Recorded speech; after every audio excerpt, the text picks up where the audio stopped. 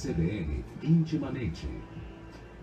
Com a psicóloga e sexóloga Elisângela Pereira. Elisângela, bom dia, tudo bem com você? Bom dia, Marcelo, tudo jóia? Tudo excelente. Que bom. Pois é, hoje o tema muito interessante, como sempre, né? Eu gostaria até de começar te perguntando sobre essa questão de sexo, só que se for por amor, né? Aham.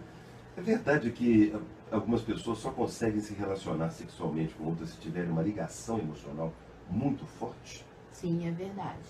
Para algumas pessoas, É. o sexo só se for com amor e tem que ter acontecido antes um processo, toda uma forma de vinculação àquela pessoa.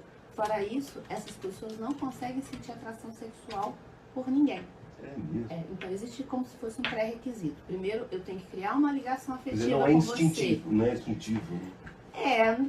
Talvez a gente possa dizer isso, É. mas primeiro eu preciso, é muito mais afetivo, emocional, né, do que carnal, né, do que impulsivo, sabe aquela coisa de olhar para outra pessoa e falar assim, nossa, uau, né? Não tem. Não tem Então isso. eu tenho que conhecer você, aí a gente vai ficando amigo, você vai me contando suas histórias. Então é uma intimidade que vem primeiro através de informação, através de saber da história do outro. E aí, a partir disso, pode ser que essa pessoa passe a ter um interesse sexual. Fora isso, ela não tem interesse sexual normalmente pelas pessoas. E que nome se dá a essas pessoas, ou como elas são classificadas? ou definidas? Demissexuais. Como? Demissexuais. Demissexuais. Demissexuais. O que é isso? Então. Explica melhor. Normalmente as pessoas perguntam, né? O que é demissexual? Aí sempre tem a piadinha. Demissexual é aquela pessoa que só tem interesse sexual pela Demi Moore? Não. Que só tem interesse sexual pela Demi Lovato? Também não. Né? Demissexualidade vamos dizer assim, é um espectro dentro da assexualidade, que inclusive foi um outro assunto que nós já trouxemos. Sim. Né? Então, a assexualidade, quando a gente fala de assexualidade, nós estamos falando de pessoas que normalmente não têm interesse, elas não têm desejo sexual por ninguém. Elas simplesmente não têm vontade, não têm desejo. É um tipo de orientação sexual. Elas não têm vontade de fazer sexo. Sexo casual para essas pessoas, então, nem pensar. Nem pensar. Nem pensar. Tanto para assexuais, né? Que aí nem pensar mesmo. E, no caso, para os demissexuais, só realmente se já tiver uma vinculação antes. Aquela coisa de vai pra balada, conhece a pessoa, de repente dá aquela esticada e rola um clima, e aí acontece, nem pensar. Sem chance. Você falou essa questão de que você trouxe recentemente, há algum tempo, aí, essa assexualidade. Estamos falando da mesma coisa ou a sexualidade demissexualidade são questões completamente diferentes? Então, como eu falei... Totalmente.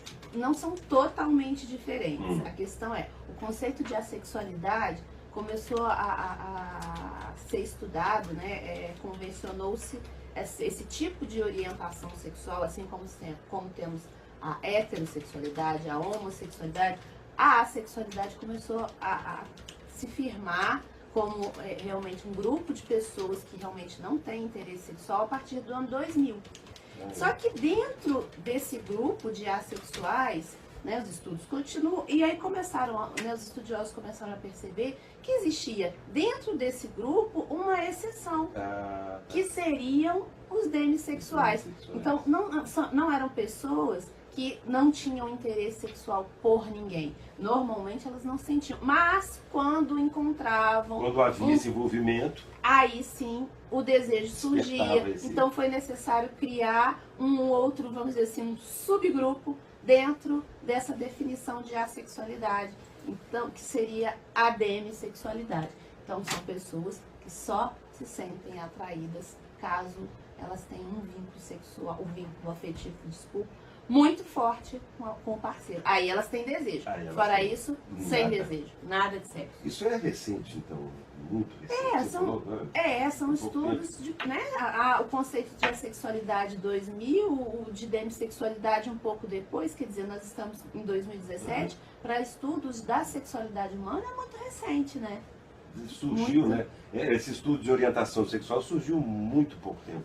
Sim, porque na realidade viu-se a necessidade de compreender um pouco mais essa questão do desejo, por que algumas pessoas se atraem por pessoas do sexo oposto, outras pessoas do mesmo sexo, outras não têm desejo, e então, será que isso é uma doença? Como assim? A pessoa é obrigada, tem que ter desejo?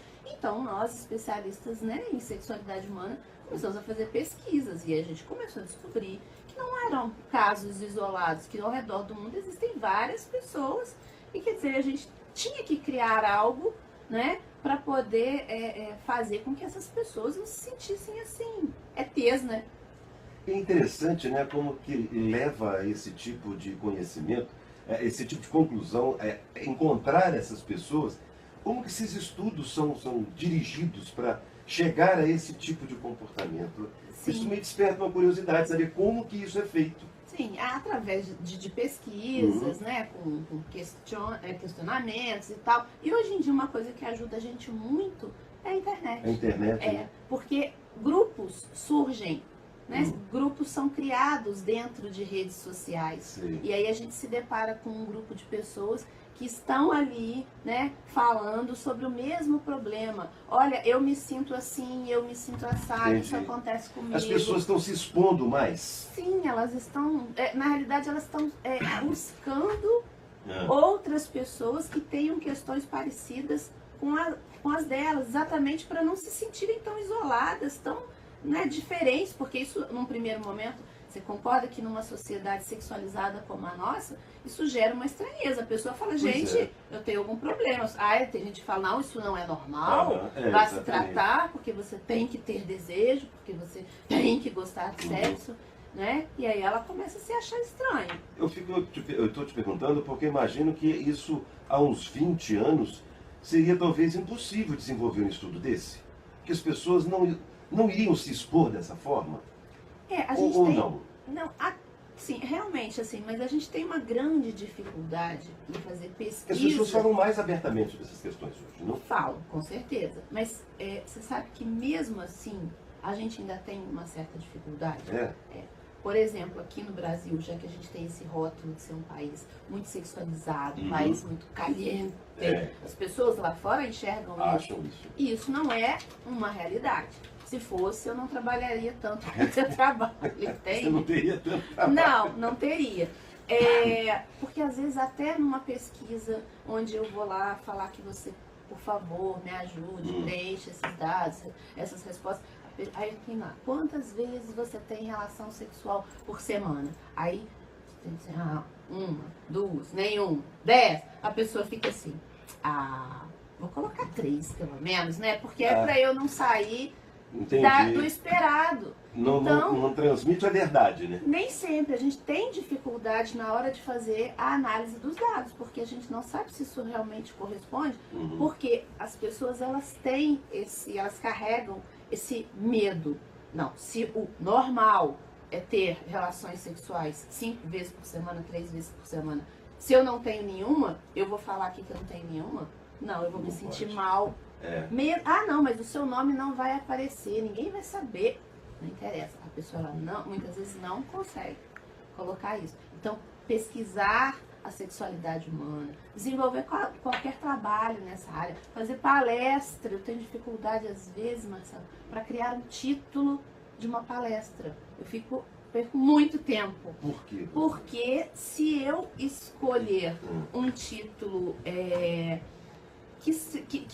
às vezes eu usar a palavra sexualidade no título, já distancia as pessoas, porque elas já associam aquilo à pornografia, entende? Infelizmente, né, Elisângela, tem essa associação, as pessoas ainda fazem essa associação. Elas ainda fazem, então às vezes acreditam que pode não ser, não vou nesse lugar não, eu vou assistir isso não. Que isso?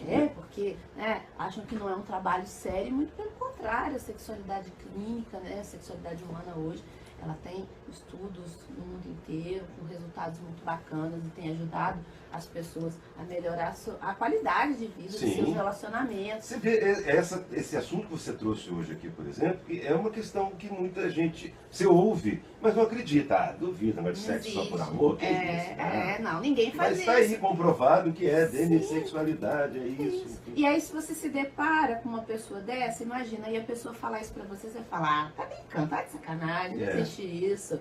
Não E é? só se chegou a esse resultado através das informações, de informações reais, fatos, informações verídicas, né? Sim, um grupo de pessoas, olha, eu sinto assim, a outra, olha, eu também sinto isso. Então, pera, tem alguma coisa aí dentro desse grupo da sexualidade?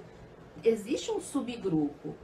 Não sente desejo sexual por ninguém ou não sente desde que não haja uma ligação afetiva muito forte. Então, algumas pessoas, no caso os assexuais, realmente não têm desejo, elas não têm o menor interesse por sexo. Elas não têm vontade de fazer sexo. Existem grupos que tiver interesse de buscar em Facebook, você encontra essas pessoas e aí talvez seja legal trocar informações, conversar para saber como que essa pessoa se sente. Eu acho isso muito bacana. E grupos de demissexuais também. Então acho que é sempre bom você estar em contato com pessoas, né, que têm a mesma questão que você, exatamente para você se sentir melhor. Porque normalmente essas diferenças, por causa da cobrança da sociedade, faz com que as pessoas se sintam...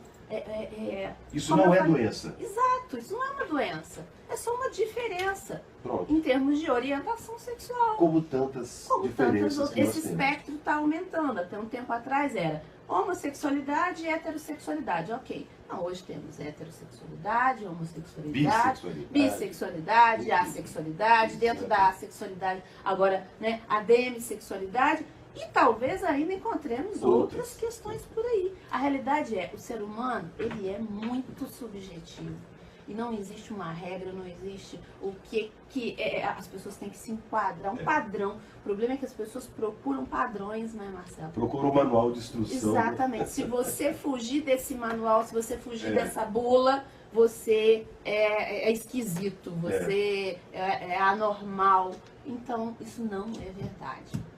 Muito bem. Elisângela Pereira, sexóloga, psicóloga, obrigado mais uma vez pela participação. Eu agradeço. Um abraço para você e para todos os ouvintes. Até semana que vem. Ó, beijo no coração de todos. Tchau, tchau.